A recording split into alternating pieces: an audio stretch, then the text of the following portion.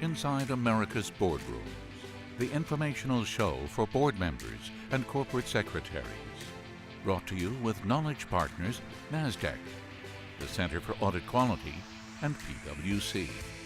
Along with content contributors Equilar, Meridian Compensation Partners, Wilson Sonsini Goodrich and Rosati, R.R. Donnelly, and the Society of Corporate Secretaries and Governance Professionals. Welcome to this edition of Inside America's Boardrooms. I'm TK Kerstetter, CEO of Boardroom Resources, and your host for today's show. And it's my pleasure to welcome you to a show that's going to be very interesting about compensation committees. And is your compensation committee ready for what lies ahead in the future? And joining me is somebody that should know very much about this topic, and that is Bob Romanchek, who's a partner with Meridian Compensation Partners. And Bob has more than 28 years of giving advice to compensation committees. So Bob, you're just the person to be able to deal with this. So let's get right to it. The first thing I think that we should sort of share with our audience is, what are the topics or the common discussions that are going on in the compensation committees today? What are the things that comp committee members should be giving focus to? Right. So looking back into 2014 into this pay cycle right now for exec comp purposes, we're at about that point where things are wrapping up, proxy statements about to be filed. Very unusual year looking back. It was extremely quiet from a regulatory perspective. Typically this time of year we're dealing with various different legislative updates and proxy advisory firm things, although that's not regulatory, but you can't ignore that. So usually, at least the last 3-4 years, companies have been very almost obsessed with trying to meet those transactional type items, not really having the opportunity to do the job the comp committee is really intended to do, and that's what we're seeing now. So companies, their committees stepping back and actually thinking about that age-old question, does our executive compensation program really align with our current business strategies? So it's been a while since committees have had the luxury to do that. I've actually got clients that are even doing more, scheduling off-site long comp committee meetings to go through every pay component with that frame. Are they aligned strategically? So it's a different type of season that we've had in the last few years because, again, really not dictated by all the regulatory compliance that we've had going on out there. In addition to that, another trend that I'm seeing here, we've got a typical rotation on committees from comp to audit to governance where members do shift every couple of years. In addition to that, I've seen a lot of changes this year, new members coming on, not just the board, but the comp committee itself. And with that, a good number not really having much knowledge or experience in the exec comp area other than the plans and programs that they were subjected to at their company when they may have been CEO, CFO. And so with that, orientation of outside director comp committee members is really, there's a lot of activity going on that, at least for us currently. So that includes everything from going over the individual company's plans and programs so they know what they're dealing with, to then the regulatory backdrop, the statutory in particular, because everything is publicly filed, what those filings are and how certain decisions can trigger those. So the orientation itself, typically I think that goes best if it's literally a one-on-one conversation. However, we've had that with full comp committee with other board members invited as well, and could go a couple of hours or even a full day. There's that much to really get to know, to be comfortable in the area if it's something you don't have a lot of experience with. So. But isn't that something when, and this is the change of what's happening at boards, when somebody is out in the recruitment mode, shouldn't boards and nominating committees be thinking ahead to say, okay, who has the skill sets to serve on what committees? And even more important, and particularly on organizations that have some kind of rotation on the chairman's role, shouldn't they be thinking about what skill sets, when somebody leaves, do we need to attract to the board? Because it's true that all the work these days seems to be done at the committee level. Right. So shouldn't they be thinking about that coming on? Yeah, excellent point. Yet I think still to some degree we're looking back a little bit where everybody is looking for outside directors who have financial expertise. Many organizations also pair that with a current or retired CEO. you put those two together and the pool out there of available candidates that's willing to do this as well, that's a whole nother issue, is somewhat limited. So looking for financial expertise does not mean you have exec comp or compensation expertise. And frankly, the world of executive compensation continues to move very rapidly. So if you can imagine, having done this full time now for approaching 30 years, every day there are things that we're looking at and constantly staying state of the art. So for somebody to come in and not being doing this on a daily basis, it's difficult. So I would compare that to, say, the audit committee, where there is a lot going on, yet balance sheet is a balance sheet, and income statement as well. So there's some higher level conceptual framework, I think, that doesn't change, where in exec comp it seems like there are new things, at least in the past, almost on a weekly basis. So.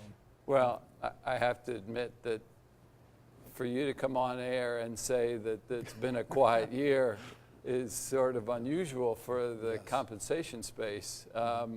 So have we seen any, I know we haven't seen that many things happen on the regulatory, but I find it hard to believe that the proxy advisory firms, ISS and Glass Lewis, haven't instituted some changes in the comp space. Right, no, you are correct. And actually the one big item that has happened for proxy advisory firms, ISS has come out with a new test. So if you're looking for a new share pool to reload your share pool, they now have a scorecard approach to do that. In the past, we were looking at really cost or share value transfer. And pretty much if you passed that test, there was certainty as to the number of shares you can get in your new pool. And of course, you'd had to go through the shareholder approval process, but with a yes recommendation, pretty well you would pass.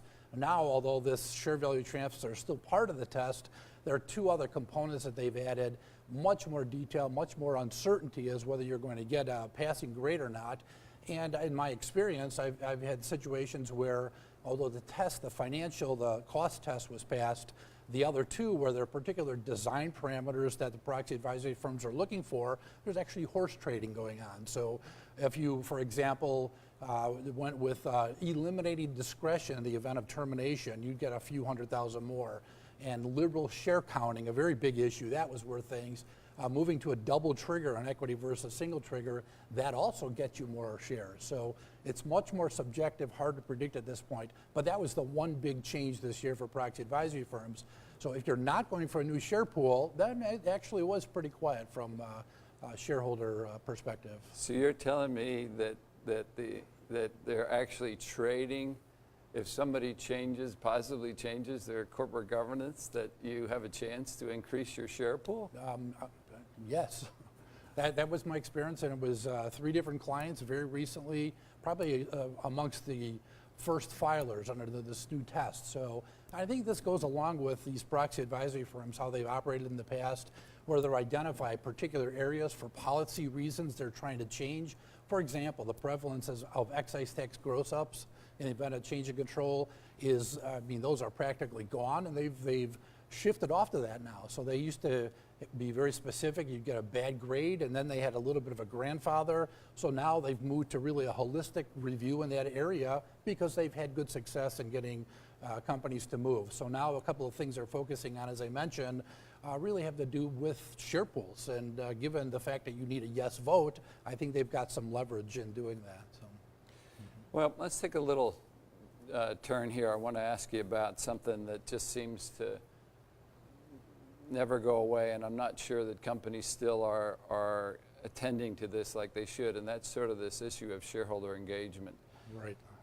If there's any place that shareholder engagement will occur, it's in compensation, because no investor or institutional investor wants to hear the CEO get up and talk about their own pay. Exactly. So that puts the pressure on the head of the comp committee, okay, or the chairman of the board or the lead director, one of them to have the skill set to talk about CEO pay. So as you go from board committee to board committee, what do you hear relative to people's interest or desire or plans for shareholder engagement? Yeah, so this goes along the same thing, that so much has changed in the past.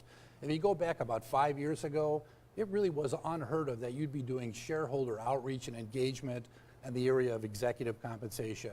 So everybody's got investor relations, you do shareholder engagement or outreach for financial performance type things.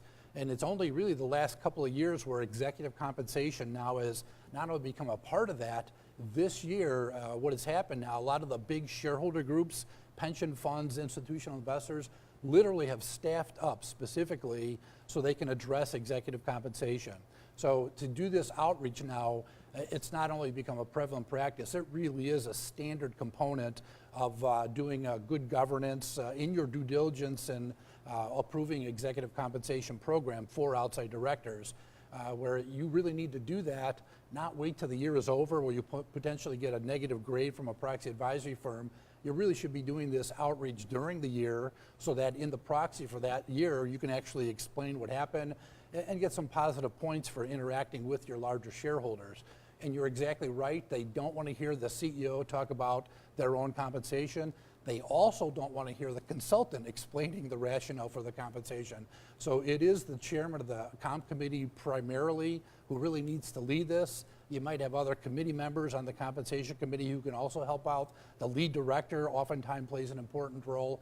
So not only do they have to be well versed in plans and programs, understand the rationale, but also have the time to go, and this could be 5, 6, 8, 10 meetings individually with your largest 10 shareholders. So once again, the amount of time required for outside directors to really do their job is now incrementally increased by this additional activity, which really, again, like I said, now has become a pretty standard part of the overall experience. Yeah, you might say it's standard, but there's still a lot of companies that are not comfortable with that experience, or their attorneys are advising them to the pitfalls that can happen in something like that. Sure, right. So we still see people that are awfully nervous.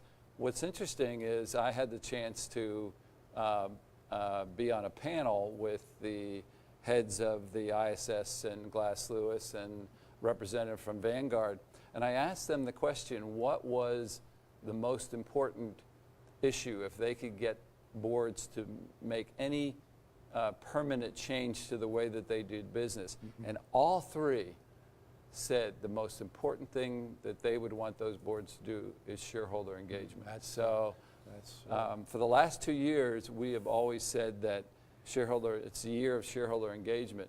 I thought it was going to be the year of activism, okay? And it might be a year of activism, yes, but I really think that we shouldn't change off our mantra that says this is still the year of shareholder engagement. Yes, yeah. Well, if you're not doing that now on exec comp, you really need to think about that. That is the expectation, not just from proxy advisory firms, but from large shareholders. I mean, literally, by them staffing up so they can have those conversations, they do have the expectation that that's going to happen. And so as a comp committee chair, yeah, I think that is now something going forward that's going to become more increasingly prevalent as we go forward here. So Bob, as you look out to the next year or two, and knowing, again, all the board comp committees that you meet with, do you get a sense of comfort in everybody is taking this assignment sort of seriously, and that you see improvement in the way people handle their business and deal with the issue of comp, which has certainly been a lightning rod? Yeah, absolutely, absolutely. So yeah, the executive compensation area again has progressed and evolved, and it's to the point now where if it's not the absolute top item that large shareholders want to speak about, it's up there. So you do need to take it seriously, and to be a compensation committee member, a good compensation committee member, just like being an audit member in the old days, you have to have a certain mind frame and have the time really to put into this. And so it goes beyond just going to a meeting and improving, proposals. There's a lot of work happening in between those meetings to make sure there is clear understanding and a lot of information being shared so you can make an informed business judgment. So it is, there's a lot of background happening. I think the seriousness, at least in major corporations, I think is understood and agreed upon at this point. Well, Bob Romanchek, thank you for bringing your 28 years of experience and sharing it with us today. We appreciate that. And that will conclude this edition of Inside America's Boardrooms. We hope you enjoyed the show. We'll be back again next week when we take another look at a critical topic that'll help you be a better board member or committee member. So we'll see you then. Join us again next week for Inside America's Boardrooms. Brought to you with Knowledge Partners, NASDAQ, the Center for Audit Quality, and PwC. Along with content contributors Equilar, Meridian Compensation Partners, Wilson Sonsini Goodrich and Rosati, R.R. Donnelly, and the Society of Corporate Secretaries and Governance Professionals.